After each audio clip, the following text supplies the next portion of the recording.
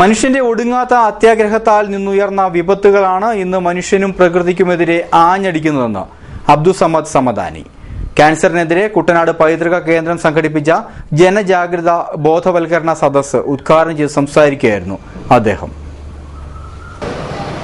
നമ്മളായിട്ട് വരുത്തിവെച്ച വിനകളാണെന്ന് സമൂഹത്തിലെല്ലാം.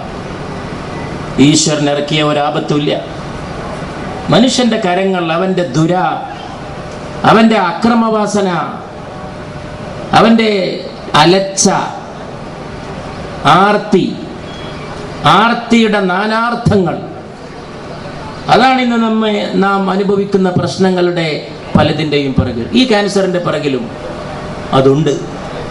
രോഗം അതുകൊണ്ട് വരില്ല, അത് സമൂഹം ഉണ്ടാക്കുന്നതാണ്. ഒരു സമൂഹത്തിൽ വരുമ്പോൾ എല്ലാവർക്കും അത് ബാധകമായി പോകും. മലയാളി ഇപ്പോൾ ഓരോ ദിവസവും ചെയ്തുകൊണ്ടിരിക്കുന്നത് എങ്ങനെയൊക്കെ എവിടെയൊക്കെ വിഷം സൃഷ്ടിക്കാൻ സാധിക്കുമെന്ന് ആലോചിക്കുകയാണ്. വിഷം എങ്ങനെയെങ്കിലും കടന്ന് എഴഞ്ഞ് ജീവിച്ചോട്ടെ എന്ന ഈ ഒരു കാഴ്ചപ്പാട്. 485 ടൺ കീടനാശിനിയാണ് വർഷത്തിൽ കുട്ടനാടൻ പാടത്ത് അടിക്കുന്നത്. ലോക സമസ്ത സുഖിനോഭവന്തു എന്ന് വിഭാവനം ചെയ്യുന്ന നാടാണ് ഭാരതം.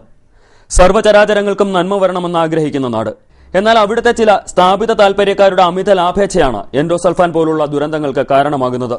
കുട്ടനാടിനെ കാർന്നു തിന്നുന്ന ക്യാൻസർ അടക്കമുള്ള രോഗങ്ങളുടെ കാരണവും അമിത കീടനാശിനികളുടെ ഉപയോഗമാണ്. ലോകത്തിലെ സർവ്വജീവജാലങ്ങൾക്കും ആവശ്യമായതെല്ലാം ഈ ഭൂമിയിൽ ദൈവം ഒരുക്കിയിട്ടുണ്ട്. എന്നാൽ അത് പങ്കുവയ്ക്കുവാൻ സന്മനസ്സുള്ളവർ കുറയുന്നു.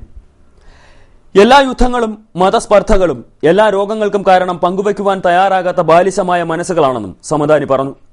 പരസ്പരം സ്നേഹിക്കുവാനും പുഞ്ചിരിക്കുവാനും മനുഷ്യന് കഴിയണമെന്നും സമദാനി കൂട്ടിച്ചേർത്തു.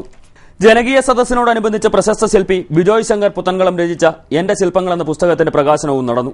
ഇർഫാൻ മുഹമ്മദ് എന്ന വിദ്യാർത്ഥിയെ പമ്പയാറ്റിൽ നിന്ന് രക്ഷിച്ച ഓട്ടോ ഡ്രൈവർ സുഭാഷ് പക്ഷിപ്പനി കെട്ടിച്ചമച്ചതാണ് എന്ന് കാട്ടി നിയമസഭാ അംഗങ്ങളെയും ശാസ്ത്രജ്ഞർക്കും മുമ്പാകെ പ്രബന്ധം അവതരിപ്പിച്ച ആര്യാമോൾ തോമസ് രാമഗിരി, മിമിക്രി കലാകാരൻ പ്രിസ്റ്റി, സ്പോർട്സ് താരം KS Reji, KCV cameraman Madonna Varghese എന്നിവരെ ചടങ്ങിൽ അവാർഡ് നൽകി സമദാനി ആദരിച്ചു.